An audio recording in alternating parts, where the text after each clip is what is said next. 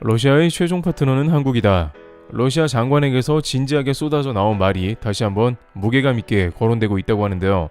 이는 러시아가 최근 중국에게 엄청난 일을 당하며 국방부 장관이 호출당했으며 소식통들은 중국으로 인해 푸틴이 폭발했고 반면 한국에는 전혀 다른 반응이 장관에게 나온 것이죠. 따라서 러시아는 결과적으로 동북아시아에서 가장 중요한 프로젝트를 진행하는 것과 관련해 러시아 장관의 한국 관련한 폭탄 발언이 나올 수밖에 없는 흐름이 되고 있다고 합니다. 우선 러시아는 현재 우크라 침공으로 인해서 전 세계의 비난을 받는 상황이 이어집니다. 러시아는 완전히 서방과 등을 졌으며 미국을 중심으로 한 연합군은 무기를 공급하고 있습니다. 아무리 전 세계 2위의 군사력이며 한때 미국과 필적할 만한 군사력을 가진 러시아라고 하더라도 서방이 힘을 합쳐 간접적으로 우크라이나에 무기를 제공해 주자 상당히 고전하고 있는데요. 그런데 이는 미 국방부조차 놀랄 정도였고 러시아가 이렇게 의외로 약할 줄 몰랐다는 것이며 또한 반대로 미국의 군 무기가 이렇게까지 강력한 위력을 발휘할 것을 예상 못했다는 의견이 나옵니다. 최근에는 미국의 다연장 로켓 하이마스가 겨우 수십 대 정도만 우크라이나에 제공되었음에도 불구하고 게임 체인저라 불리우고 있고 러시아 다수의 기갑부대는 엄청난 희생을 치르고 있습니다. 최근 러시아는 크림반도 공군기지의 전투기가 최소 7대 이상 파괴된 것으로 보이는데 러시아 당국은 부인하고 있으나 이는 우크라이나의 공격 때문인 것으로 추측됩니다. 또한 러시아는 자포리자 원전 주변 지역을 휴전하자는 제안도 건넨 것으로 보입니다. 유럽 최대 규모의 원전인 자포리자는 지난 3월 러시아가 장악한 바 있습니다만 최근 우크라이나 공격이 거세지면서 자칫 핵 참사가 날 수 있다는 우려가 제기되고 있습니다. 이처럼 러시아는 여전히 다양한 전선에서 밀리고 있다는 분석이 제기되고 있는데요. 그러다 보니 러시아는 이제 자신과 최고의 군사 동맹이라는 중국에 기대할 수밖에 없는 상황입니다. 러시아는 개전 초기부터 중국에게 군사 지원을 요청했고 그것은 비공식적으로 지금도 마찬가지죠. 하지만 중국은 러시아의 자원은 사줄 수 있지만 군사적 지원은 계속 회피하는 모습을 보였습니다. 이에 대해 군 관계자들은 중국은 서방의 경제 제재를 두려워하는 것이 우선되며 두 번째로는 중국이 대만과의 전쟁을 벌이기 전에 자신들의 전력을 노출시키기 꺼린다는 것입니다. 최근 중국은 미국 펠로시 의장에 이어서 미국의 의원단들이 대만에 방문하며 더욱 훈련이 거세졌고 중국이 대만을 금방이라도 침공할 것처럼 연달아 훈련의 강도를 올리고 있는 국면인데요. 그러나 실제 우크라이나에 중국군이 투입된다면 자칫 전력을 그대로 노출시킬 수 있다는 것입니다. 우크라전 투입은 대만을 위협하는 종류의 훈련이 아니라 실전이기 때문에 있는 그대로를 보여줍니다. 중국의 미사일이나 각종 부대들의 전술이나 파워, 무기의 위력이 그대로 노출되게 됩니다. 앞서 미국이 러시아의 파워가 예상보다 상당히 약하다는 것을 수차례 전쟁을 통해 관찰한 것처럼 자칫 중국도 군사 지원을 했다가 약점을 간파당해 대만전에 불리한 빌미를 제공하게 되는 것입니다.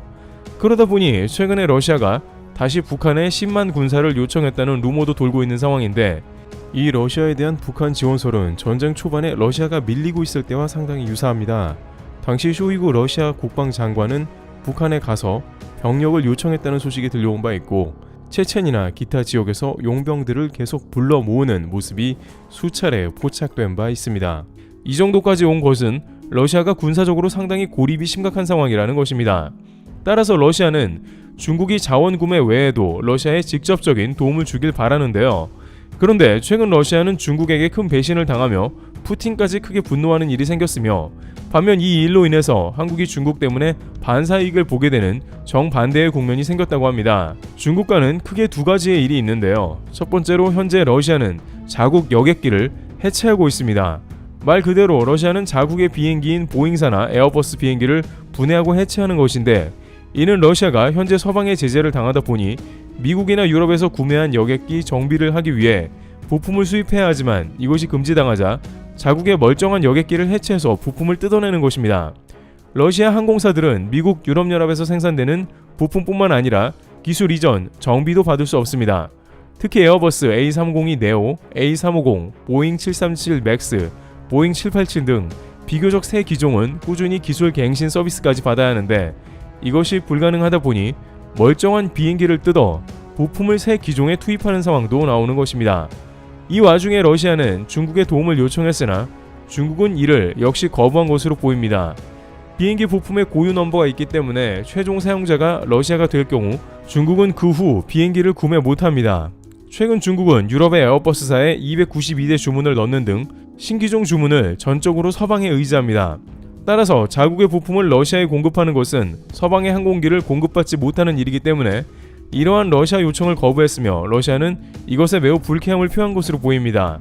러시아는 이러한 서방과의 여객기 문제가 발생할 것을 예상하고 중국과 항공기 동시 개발을 진행했지만 중국은 러시아에게 항공기 판매 이익금을 거의 주지 않는 독소 조항이 가득한 계약 조건을 내밀었습니다. 게다가 중국은 러시아 부품은 신뢰도가 떨어진다며 미국, 독일 등 서방 부품 사용만을 고집했습니다. 하지만 여기까지는 러시아에서도 어느 정도는 중국에 대해 폭발하지는 않았습니다. 러시아 부총리는 중국이 러시아와 의견이 다른 것으로 보인다는 정도로만 언급했습니다. 그러나 최근 러시아 정부는 결국 중국에 인내심이 폭발하게 된 상황인데요. 지금까지 중국이 이런저런 문제는 많았지만 신뢰하는 동맹으로 여겨왔습니다만 중국은 이면에서 러시아 극비 군사 기밀을 빼내어 활용한 것으로 드러났기 때문입니다. 러시아 국영 언론에 따르면 극초음속 미사일 개발에 참여한 과학자가 체포되었다고 합니다. 보도에 따르면 러시아 과학 아카데미 시베리아 지부 소장인 알렉산드로 시프리쿠 박사가 체포됐습니다. 러시아 국영 타스 통신은 알렉산드로 소장이 극초음속 상태를 시뮬레이션하는 풍동 실험실을 이끌며 극초음속 비행체 개발에 참여해 왔는데 다른 박사들과 기밀을 유출했다는 것입니다. 앞서 러시아 과학자 2명도 기밀 유출 건으로 체포되었고 이번이 세 번째입니다. 이들은 지난 6월 중국 안보당국과 협력한 혐의로 체포되었다고 알려져 있습니다. 올해 6월 러시아가 한참 우크라이나와 전쟁 중이라 신경이 모두 그쪽으로 향해 있는 틈을 타서 중국 안보당국은 러시아 과학자들에게 접촉해 극초음속 관련 자료를 빼낸 것으로 보입니다. 러시아의 극초음속 미사일은 중국의 방식과 달라 중국 당국의 표적이 된 것으로 보입니다. 러시아 푸틴 대통령은 극초음속 미사일 치르콘을 수개월 내에 해군에 배치할 것이고 러시아의 극초음속 미사일은 전세계 그 누구도 막을 수 없다는 자부심을 드러내고 있었습니다. 마하5 이상의 빠른 속도와 더불어 궤적, 높이 조종이 가능해 추적과 요격이 사실상 불가능하다고 한 것인데 문제는 중국이 겉으로는 러시아 자원을 사면서 동맹이라고 안심시키는 모습을 보이면서 뒤로는 러시아의 국가 최고 군사기밀을 탈취해 사실상 동맹 파기에 가까운 일을 저지른 것이죠.